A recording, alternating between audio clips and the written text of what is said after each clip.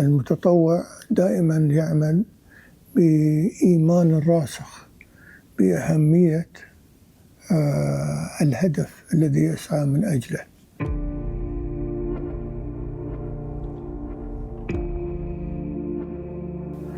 فهو ليس مدفوع الأجر، إنما مدفوع بجميع ما لديه من عاطفة وتطلع إلى تحقيق الهدف، فهو أقوى من قلب الإنسان العادي.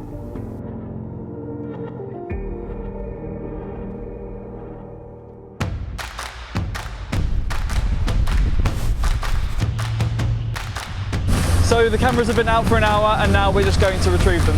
Perfect.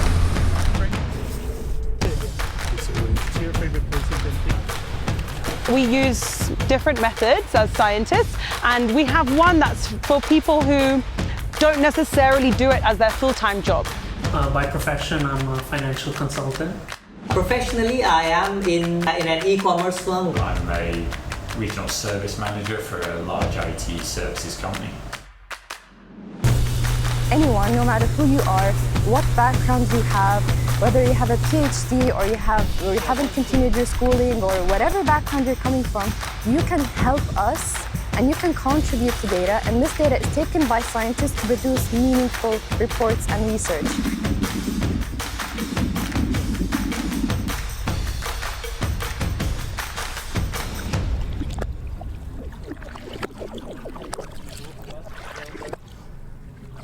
So why we do this is to be able to characterize the biodiversity that exists in this place. We can, through the cameras, see not only what species are present, but also how healthy they are, with the stage of their life they are, if they're juveniles, adults, so we can see also if that area is important for any particular behavior or any stage of life of those species.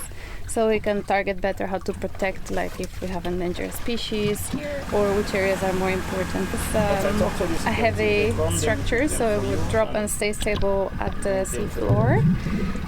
Then we have a mount where we place our GoPros that they'll be continuously recording the footage for an hour. Yeah, let's see if we're lucky today and we catch some nice things on camera. To be scientifically rigorous, 3 independent viewers have to review each video, just because we can miss something. There can be a quick movement, you can look down and miss it.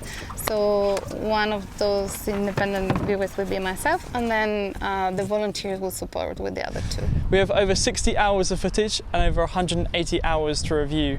So for this kind of work, it's so crucial for us to have our big community of leaders of change to support us analysing that footage. It's been super useful because obviously we collect such amount of hours of footage that if it relies just on one person to review it, it takes a much longer time. So it's helped also streamline how fast or how quickly and how many videos we can analyze in a period of time.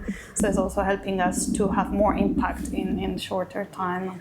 Outside the impact of the project itself, like working with volunteers that can become this support to science, like just citizen scientists, we can call them.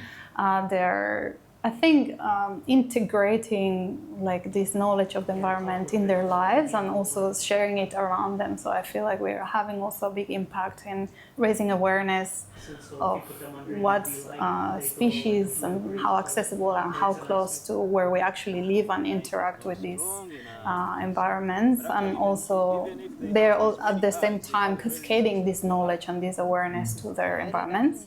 Just before we get started today, to kind of like set the scene, I suppose, for what we're doing, and today is Earth Hour, so I'd like to just hear from you guys, why do we need to protect nature in the first place? Like, what does nature do for you day to day? So I hope we can all agree that we need to protect nature, and we need to know if the protection that we're doing is working, right? So how do we know if the protection is working? Is the wildlife thriving? And as Nasser mentioned, it's a huge area. How big is it again? 220 square kilometers.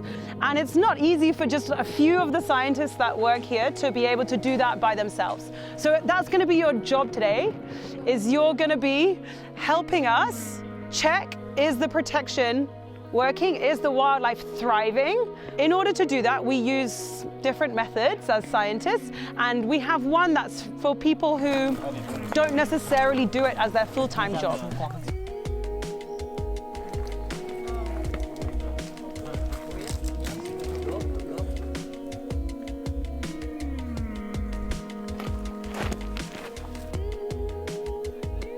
Citizen science is the concept that you don't actually need to be a professional scientist to do science. And you guys, with curiosity and a flashlight and a phone, can be scientists. The most important thing today is that we get observations in the database that's helping with the research, right?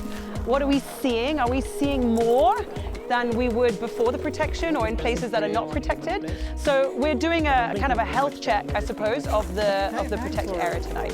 I was honestly happy that I found that they have this volunteering program, because it's been an awesome experience being able to connect with like a lot of like-minded people and just learn about all the kind of wildlife and landscape and biome and stuff that exists here, which I think a lot of people don't really realize and take for granted. So I've been to nature at night activities like 4 times so far. It's incredible. I mean, it's a protected area.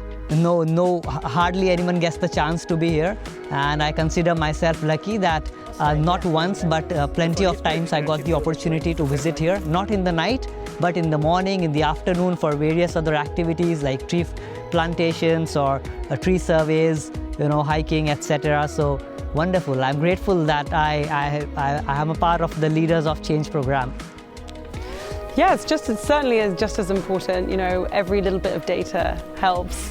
But yeah, I mean, iNaturalist data around the world has had all sorts of amazing breakthroughs. It's a fantastic tool, and it feeds into all sorts of other biodiversity databases that is used by researchers. During childhood, I found immense interest. Initiatives like iNaturalist and things like that, like having more people reach more places and collect more samples is always better, right? It increases the amount of data that we can then use to support our projects and our science-based research. We're just testing the protocols to see if they're easy enough to use for volunteers. I see. The way of doing it. The thing about the pitfall traps and the malaise trap, if we were going to use it, is you have to you have to set it up one day and then you collect the results the next day, or even maybe 2 days. I think certainly for students, for kids, if you want them to learn a little bit, I think it's good for them to set the stuff up, so to see how it is, because that's going to help them understand where this came from. Yeah, and I think as well, like area that's being restored versus established, yes, exactly, is a good comparison, even just for the kids on the day, right? They can see exactly. Like, this is what we're aiming for, and this is what's going to hopefully come out. That's a very good point, actually. So today, me and my team were out here in Kalba. In the mangroves, we were testing out citizen science protocols. So the goal of these protocols is for us to basically bring school kids with us, to bring university students with us, to help us collect data, reliable data that we can use, that our scientists can use to basically produce reports, to basically look for correlations, and to basically understand these mangroves more. And it also helps contribute to their annual surveys that they collect. Yeah, I think learning and applying are two very, very different things. Really getting involved, meeting people, getting your hands dirty with whatever you're doing on the field, it really, really gives a new taste to the work that we do. Actually getting, like I said, getting on the field and seeing it in action gives you a completely new perspective. And as part of our work, getting the community involved and getting people involved in contributing to this as citizen scientists, it's amazing. Yeah, it's actually been a really nice experience to have such a committed group of volunteers. They actually find time on their lives outside their jobs, and they're engaged with the activities so much. As I say, while I'm over here, I had been out walking in the waddies anyway, so I'd just been exploring nature. Usually when I'm out on the walks, I'm the one coming back with more than I took away with me, because I'm picking up all the litter on the way. So it's doing things like that to help out. So I was out walking and exploring. Came across an article in, I think it was the National newspaper, talking about Emirates Nature themselves and what they were doing and how they were trying to change attitudes, but also to quantify what diversity they have in the area and how that can be kept, maintained, enhanced. So I looked them up and joined in on their projects.